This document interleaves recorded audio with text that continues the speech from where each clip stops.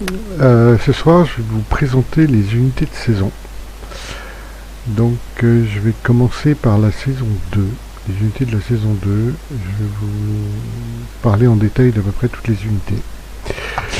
Je vais commencer par une des unités qu'il faut avoir. Il y en a 7 en tout, qui sont des unités qui sont absolument indispensables pour avoir un équilibre dans vos casernes qui soit intéressant à jouer. Donc la première de ces unités, c'est les archers Namkhan. Très très fort, une des plus grosses archeries du jeu. Un DPS, gros DPS. Portée intéressante, tir en cloche, ça passe par-dessus les bâtiments. Les archers Namkhan, c'est vraiment une unité qu'il faut débloquer. Ils sont très très bien. Ils tapent très fort, c'est une T3. Ça rentre à peu près dans tous les groupes assez facilement. Dans la saison 2, vous avez deux autres T3 qui sont deux cavaleries, Pionniers du Célèbre et Korchin. Alors les Korchin, c'est des archers qui ont une formation qui est tellement dispersée qu'elle sert à rien. Parce que vous avez des archers aux quatre coins de la map, donc pour tuer des ennemis, c'est pas évident. Donc non. Pionniers du Célèbre, une petite cavalerie T3, bon, rigolote à jouer, contre du T3. Au-delà, c'est en dehors de ses capacités, donc voilà. Cavalerie sympathique. Pour rester dans la cavalerie, je vais parler après des Keftoul. Alors les Keftoul, c'est une cavalerie qui est mixte, qui joue à l'arc et à l'épée. Le seul problème, c'est qu'elle est moitié arc, moitié épée. Donc elle fait un peu des deux, mais elle fait pas un des deux à fond. Donc en fin de compte, vous la voyez jamais parce qu'elle est inefficace complet dans les combats. Même pour rigoler, elle sert à rien. Je vais vous parler de la dernière cavalerie T5 qui sont les gardes Keshig. Alors, les gardes Keshig, c'est une cavalerie qui est particulière, c'est la cavalerie la plus rapide du jeu. C'est une cavalerie qui est faite pour attaquer tout par derrière, mais vraiment tout par derrière.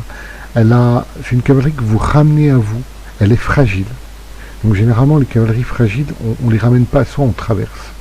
Mais c'est une cavalerie qui a un bonus de défense à l'aller, et qui a un bonus d'attaque au retour de charge. Et le retour de charge se fait sur votre personnage.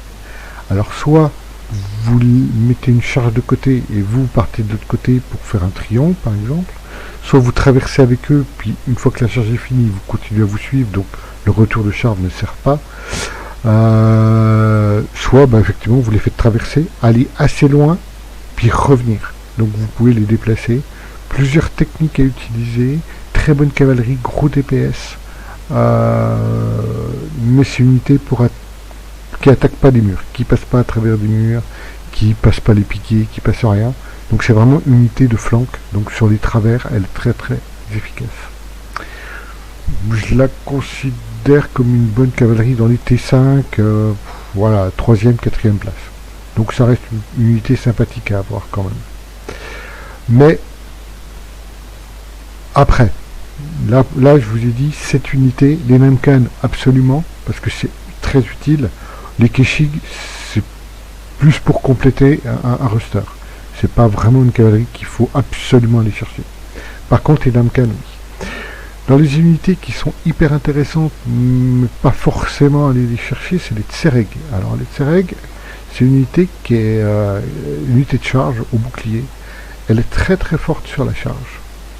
C'est vraiment une unité très très puissante. Elle a la particularité, c'est pour ça que je vous l'ouvre, d'avoir des dégâts contendants. C'est-à-dire qu'elle ne fait pas des dégâts tranchants comme la plupart des épéistes. Elle, c'est pas des épéistes qu'elle a, c'est des gourdins. Elle vous tape dessus avec les marteaux de guerre, comme ils appellent. Par contre, c'est que du dégât contendant. Donc elle fait très très très très mal. Formation en V assez compacte, charge hyper puissante. Inconvénient de l'unité, elle n'est pas tanking, donc faut l'utiliser un peu comme des condos. Vous l'envoyez, vous la faites combattre quelques secondes et vous la récupérez vite. Vous la retirez du combat, sachant qu'en espérant qu'elle ait fait assez de dégâts à la charge. Pareil, c'est des unités, là c'est plus sympa de les jouer à plusieurs. Dans un push, elle va très très bien. Voilà, j'ai fait le tour des unités de la saison 2. Je vais présenter deux saisons par vidéo. Donc là, je vais vous présenter la saison 3. Alors la saison 3, elle est hyper intéressante, c'est la plus intéressante des saisons, puisque il y a les condottières, donc c'est la numéro 2 à avoir dans le groupe de 7. Charge hyper puissante. Alors non, pardon, la charge n'est pas hyper puissante, par contre la frénésie après la charge est hyper puissante. La charge, ça sert à ramener très très près, un dégât de charge, voilà, un petit bonus de dégâts de charge, mais une fois qu'elle est au contact, il y a une frénésie. La frénésie est terrible. Elle fait des dégâts mais vraiment monstrueux. Donc elle se débloque, voilà, attaque, ils appellent ça attaque de choc.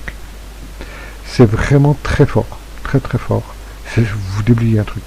C'est une T3, c'est une unité qu'il faut avoir. Elle rentre, voilà, soit les Namkan, soit les Kondos sur les situations, mais c'est les deux T3 qu'il faut vraiment avoir.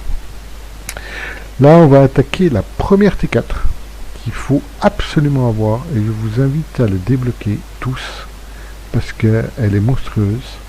Ce sont les piquets Fortebraccio. Les piquets Fortebraccio, c'est une unité qui a plusieurs particularités, notamment celle d'arrêter la cavalerie et d'arrêter toutes les charges d'infanterie, y compris les berserkers. Donc là, on a eu à la saison 7, on a eu une nouvelle unité, les berserkers, qui font des ravages, on est bien d'accord. Et ben les Fortebraccio les shootent en 2-3 secondes. Les berserkers ne peuvent rien faire, ils se font stun en permanence. Donc il y a une doctrine à mettre sur ces unités-là, qui effectivement est la doctrine que l'ancrage étourdit la cible, sauf que eux-mêmes non ancrés, ils arrivent à donner suffisamment de coups de pique, puisqu'ils sont 32, hein, les berserkers sont que 8, ils arrivent à donner tellement de coups assez rapidement à chaque berserker, que les berserkers sont complètement bloqués par les piquets Fortebraccio.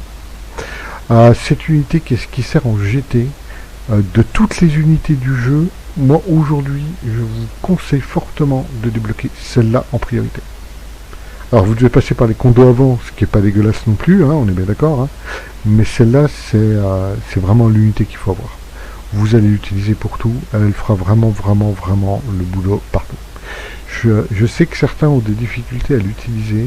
Je vais faire, là je fais des présentations de saison, après je ferai des vidéos sur cette unité là où je vais vraiment vous la présenter, comment moi je la joue, et pour faciliter un peu votre jeu, vous verrez, c'est vraiment une unité monstrueuse.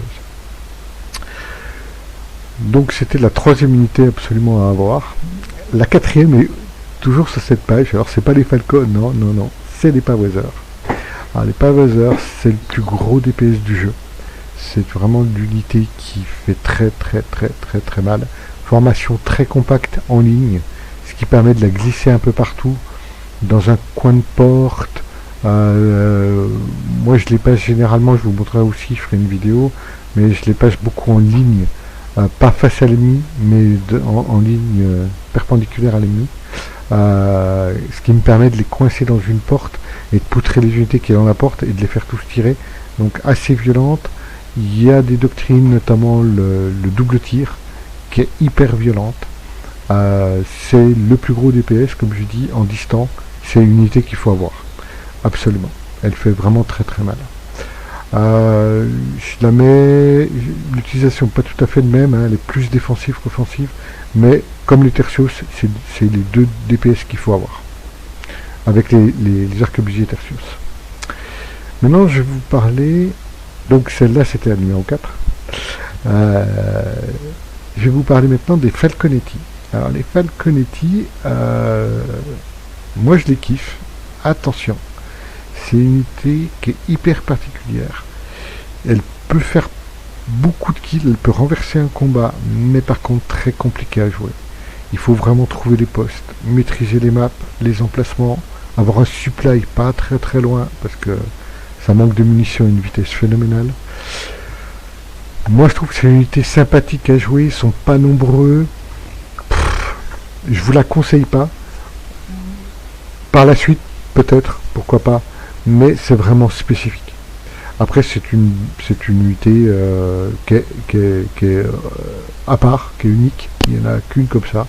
Voilà, ceux qui aiment bien et qui qui la kiffent, qui l'ont vu en jeu, qui la kiffent, pourquoi pas, mais pas dans le top 7, pas du tout. C'est vraiment après. Sur cette saison, on peut remarquer que c'est la seule saison qui vous permet d'ouvrir une nouvelle classe d'armes, qui est effectivement la masse. Donc voilà, classe assez intéressante, pourquoi pas. La masse, ça reste quand même très jouable et très violent par rapport aux unités. Voilà, présentation de la saison 2 et de la saison 3. Je vous retrouve pour les 2 prochaines saisons en présentation et je vous souhaite une bonne soirée à tous.